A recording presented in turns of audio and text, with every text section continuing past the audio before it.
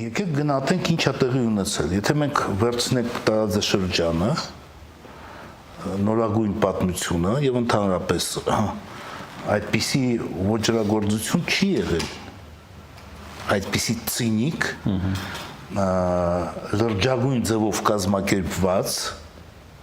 ռոմանտիկները ի վիճակի չէին դա կազմակերպել, որովհետեւ հասկանում ենք, որ դա տեղի է ունեցել ազգային ժողովի ներսում։ Դա մեկ, երկրորդը,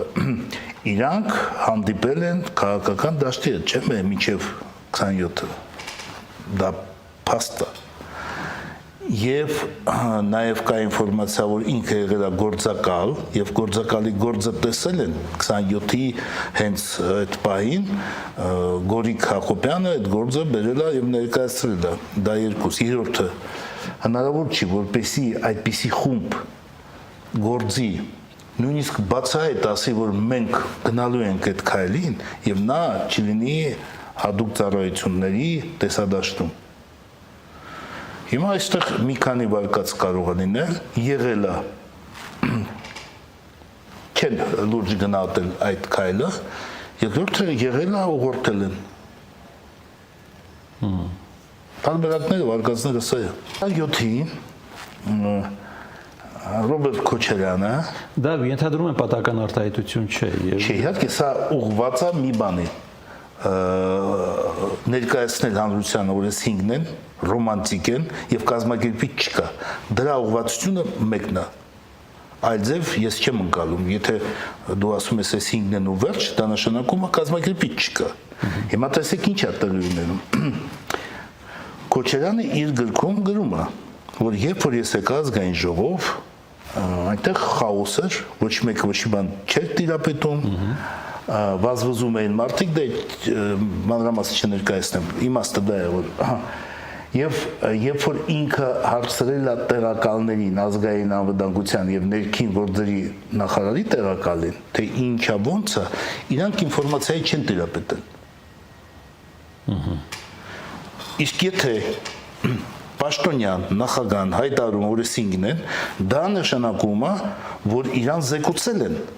որ չկան այս 5-ն են, ով է զեկուցել։ Եթե ինքը ասում է, իրանք ոչ մի բան չգիտեն, ուրեմն ինքը գիտեր, որ 5-ն են, չէ՞, որտեղից։ Ով է իրան ասել, որ 5-ն են։ Ինքը չէր կարող տիրապետել ինֆորմացիային, թե ինչ է կատարվում, թե ով է սրանց հետևից կանգնած, թե ոչ։ Եվ ավելին ասեմ, նույն գիշերը ռազմական ոստիկանությունը Գասպարյան Վովան, ինքը ռազմական ոստիկանության պետն էր այդ ժամանակ, իրանք հարակից տարածքում ազգային ժողովի բացահայտում են մի խումբ զինված, 4 հոգանոց խումբ զինված, դա արդեն 5-ը չեն, չէ՞։ 5-ը ներսում են դեռ 5-ը ներսում են եղել, 4-ը դրսում են եղել, այդ պահին հենց նույն գիշերը բացահայտվում է։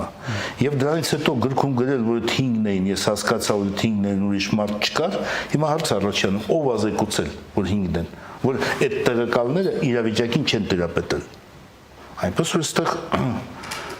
ռոմանտիկ սրանք չեն կարող լինել, ես համոզված եմ։ Նայիրի Հյունանյանը իր ցուցմունքում նշել է, որ իրեն խոստացել են բանակը չի միջամտի։ Այդպես է։ Այո։ Եթե այդպես է, դա շատ լուրջ արտահայտություն է եւ ծանր։ Ինչ կա տակը դրա, ինչ է պատկերացնում։ Դե, որպեսզի մենք հասկանանք պատասխանը դրա ստանանք, մենք պետք է հետևենք իրադարձությունները ինչպես է եղել։ Երբ որ դա տեղի ունեցավ, դա 17:20, 25 րոպե էր, ես գտնվում էի Գորիսում ինձ զեկուցեցին մի 5 րոպե անց այդ եւ ձեր ու նախագահի հարաբերություններում որևէ կնճիռ չկար այդ ժամանակ։ Չէ, ոչ, չկար։ Երբ որ ինձ զեկուցեցին ու ասեցին, որ սպանված են Վազգեն Սարգսյանը եւ Կարեն Դեմիրճյանը, ես բնական է առաջի քայլը ինչ որ պետք է անեի, ես կապվել եմ Գերագույն գլխավոր հրամանատարի հետ։ Ներողություն, ով զեկուցել ձեզ, ձեր ծառայողներից է, ձեր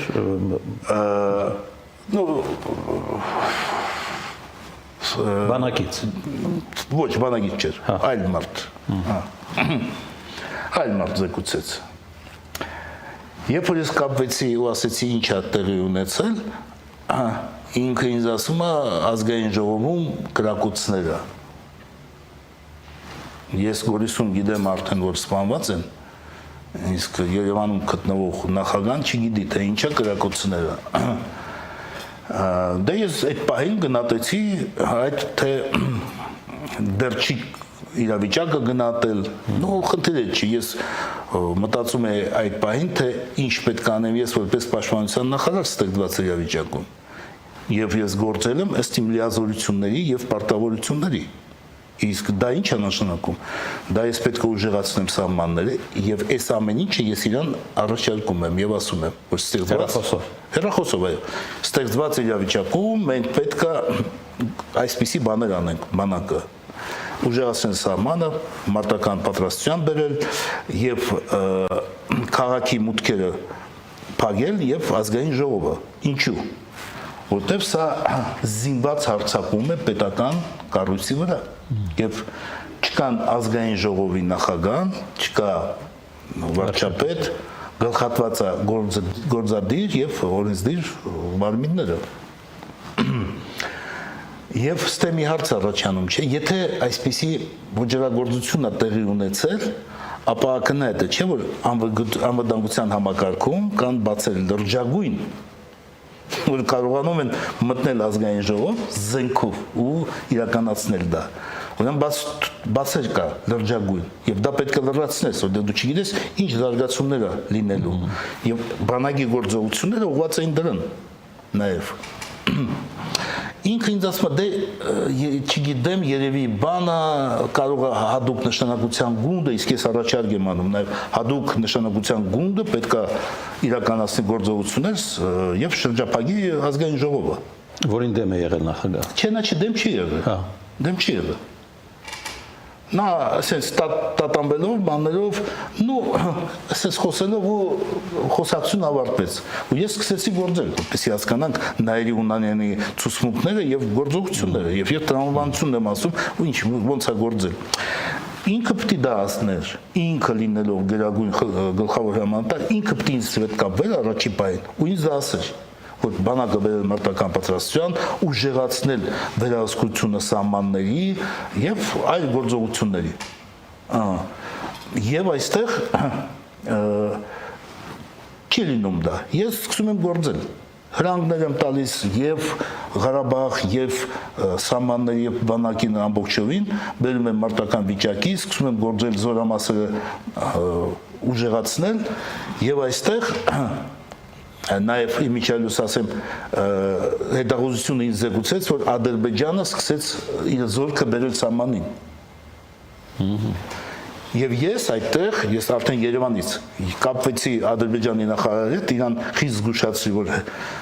արագ հիմա հետ ես քաշում բանակը, թե չէ ես սա ընդունում եմ որպես նախապատրաստություն հարձակման եւ համապատասխան քայլերի կդիմեմ։ Եվ ինքը դա արեց, հետո ինձ զեկուցեց։ Զանգարեց ինձ ասեց, որ այո, կանգնեցրել եմ, ու ինձ արդեն հետախուզություն զեկուցեց, որ այո, բանակը կանգնել է եւ հետ է քաշվել։ Եվ այստեղ անցնում է ժամանակ, ես ամեն ինչից ինքը իմ հետ կապվում է նորից եւ ասում է մնա Գորիսում, սպասի մարդ պետք է գա Ղարաբաղից, իրան վերցրա բեր Երևան։ Հիմա հարց առաջանում։ Պաշտպանության նախարարը Գորիսում ինչ պետք է անի։ Ես պետք է գտնվեմ իմ հրամկետում եւ ղեկավարեմ բանակը ստեղծված իրավիճակում։ Իսկ ով էր գալիս Ղարաբաղից։ Դրանք կանդրադառնանք։ Նո, խնդիրը դա չի։ Կարևոր պաշտոնյա էր, կապ ուներ դեպքի հետ եկավ։ Պաշտոնյա էր, բայց խնդիրը այդ չի։ Եթե խնդիրը իրան բերելու, ապա ուրիշ լուծում կար, ինչ որ ես արեցի։ Ես հրանգեցի Ղարաբաղում ուղղաթիռներ կային, ես հրանգեցի մի ուղղաթիռ գա Գորիս, վերցին այդ մարդուն գա։ Բայց պաշտպանության նախարարը բան չի տրանսպորտի միջոց մարդկանց բերի Գորիսից Երևան։ Դա այն ֆունկցիան չի, չէ՞։ Եվ նույնիսկ եմ ասում, եթե խնդիր կար այդ մարդուն բերել Երևան, ապա տասնյակ լուծումներ կա, ինչ որ ես արեցի։ Ես հրանգեցի, ուղղաթիռը եկավ այդտեղ Գորիս։ Ես ուղիղ գնացել եմ Երևան, զբաղվել իմ գործով։ Հիմա խնդիր։ Եթե ես այդտեղ պետք էի, Ուրեմն ինքը պետք է ասել արագ արի ստեղ, չէ՞։ Տրամաբանական այդպես է։ Տրամաբանական է, չէ։ Ուրիշ բան չի կարող։ Ես պետք է լինեմ իմ հրամկետում եւ ղեկավարեմ բանակը Ստեփանակերտի ջան։ Ուրեմն ես պետք չէ այստեղ։ Հետո դրանից հետո Ձեր այս պատմությունը ավելի շատ հարցեր է ծնում, քան հարցեր։ Հա, հիմա տեսեք ինչ շարունակություն։ Երբ որ այդ ամեջ գործողությունը բանակը իրականացրեց, ես իմ տեղակալներին հրանգեցի երկու տեղակալ գեներալ, որ իրանք մտնեն եւ նայերի այդ ասեն, որ շրջափակված է բանակով եւ դու չես կարող այստեղից դուրս գալ, պիտի հանձնվես։ Իրա պատասխանը, իսկ բանակը այստեղ ինչ գործ ունի։ Քոչարյանը մյուս օրը թե մի քանի օր անց առավոտին թե որտեղ հարցազրույց է տալիս եւ ասում է մենք պայմանավորվել ենք որ բանակը քաղաք չպիտի մտնի մենակ հadoop նշանակության գունդը ինքն է գրում ում է դա պայմանավորվել եւ նպատակը դրա Նարի Հունանյանն ասում որ բանակը չպիտի լինի այստեղ եւ ինքն ասում որ բանակը չպիտի մտներ լավ բանակը մտել է ինչ արի ինքը գործողություններ իրականացրել է որպեսզի կանխի զարգացումները, չէ՞։ Ես համոզված եմ, եղել են կազմակերպիչներ, ես մեր մոտ ձեր մոտ ստեղ մեկ խոսել եմ, որ սա ես կապում եմ նաև Մեղրիի տարբերակի հետ, դա է վարկածը, որ պետք է անպայման ստուգվի։ Միայն դուք եք կապում, թե էլի կապողներ կան, էլի այդպես։ Կան։ Չէ, որտեղ տրամաբանական հասկանում եք, որ ես այդ ժամանակ որ գործել եմ, այսպեսի արագ ու հրանգներ եմ տվել որ բանակը գործել է, ես դա ենթադրում եմ, որ սա կարող է կապված լինի։ Նաև այդ աշխարհակահաղական խնդիր կա Մեղրի մասնավորապես Մեղրին, այո, Մեղրի եւ որից առաջ Մեղրի այդ ձեր մասնակցությամբ դա է ինձ թույլ տվել որպեսզի եւ ես գնահատեմ նաեւ որպեսզի բանակը պետքա գործի արագ որտեւ ես ենթադրում էի որ կարող է սա կապված լինի նաեւ այդ տարբերակի հետ եւ իմանալով որ Վազգեն Սարգսյանը դեմ է Դեմիրճյանը դեմ է ասենք թե շատերը դրա մասին չգիտեին դեմ են ռուսները նաեւ նո այդ ժամանակ չկար այդպիսի բան հա այդ ժամանակ այդպիսի բան չի եղել մինչև դա հետո պարզվեց որ երբ որ մենք գնացինք հանդիպեցինք Իվանովի հետ Պուտինի հետ եւ Ելցինի հետ դա եղել արդեն 27-ից հետո իսկ միջի այդ իհարկե ոչ մեկ ոչ մի չգիտե որտեղ դա գաղտնի էր պահվում Հայաստանում դրա տարբերակի մասին գիտեին Վազգեն Սարգսյանը Դեմիրճյանը Պաշտոնյանը ես այլ մարդ ես չգիտեմ ում է ասել, բայց ինչքանով ես գիտեմ, դա է եղել։ Արտգործնախարար։ Հա, բնական է։ Վարդան Օսկանը իմացել է։ Ես ինքը իմ հետ նստած զրույցների ժամանակ նաև քննարկել ենք այդ թեման եւ ինքը ասել է դրա առավելությունները ինչու՞մ է։ Վարդան Օսկանյան։ Վարդան Օսկանյանը այո։ Ռոբերտ Քոչյանի ներկայությամբ։ Հա? Ռոբերտ Քոչյանի ներկայությամբ։ Չէ, խոսակցությունը մեր առանձին է եղել։ Առանձին եղել։ Իդ խոսակցությունը եղել է իմ ու Քոչարյանի միջև։ Ինքը ինձ ասել է բանակցությունից հետո Սադարակում, դրանից հետո Վարդան Օսկանյանն դրա մասին խոսել, ինքը շատ լավ տիրապետում է այդ տարբերակին, ինքը զբաղվել է դրա քարոզով, այնպես որ այստեղ պետք է նաև ինքը ասի, գիտեք ինչ, մի անգամ ինքը մի հարցազրույցում ասեց, որ չէ դե գիտեք ինչ, այդպես տարբերակ չի եղել, չի քննարկվել, համանախագահները չեն քննարկել, այդպես տարբերակներ իմ դարակում տասնյակ կա։ Հիշեցի, ես էլ հիշեցի։ Հա։ Ես մամուլով ասեցի, որ դա սուտ է, բա համանախագահները ոնց է իմ հետ քննարկել են դա։ Մոռացել ենք։ Ակնհայտ չէ, որ եթե սպանում են,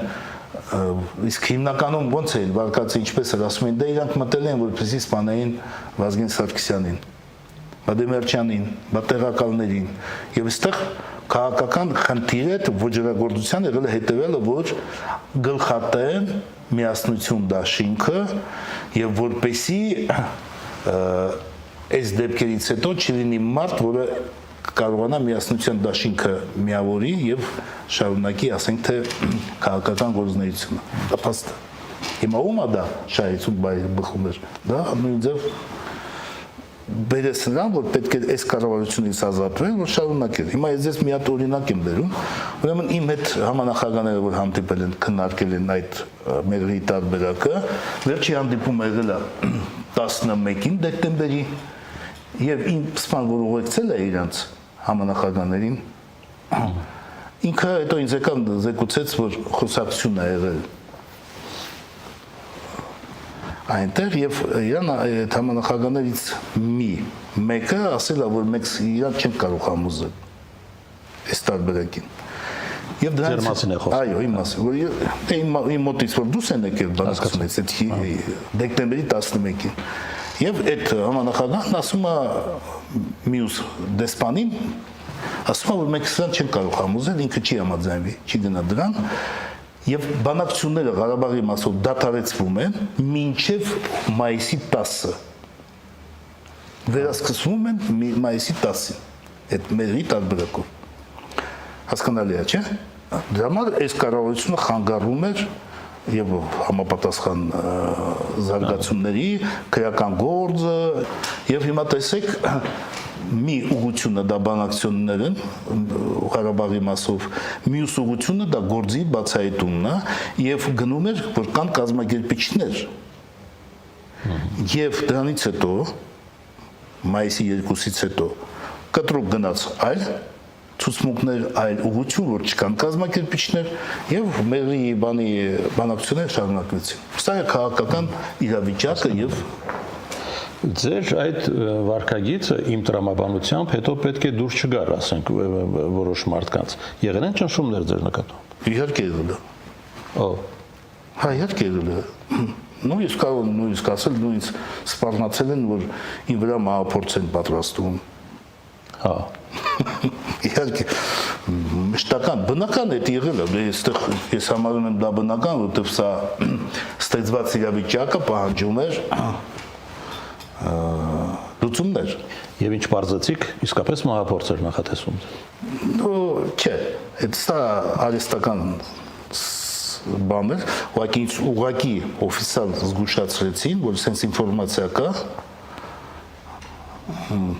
որ կողը մահափորձ է պատրաստում, դա ուրիշ բաներ, փոքրիկ բաներ, դե հասկանալի էր,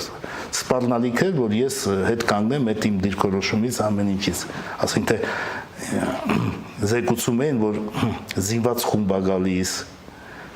այդպես ինֆորմացիաներ էին գցում։ Հասկացա։ Հոգեբանորեն ձեր վրա ազդել։ Իհարկե։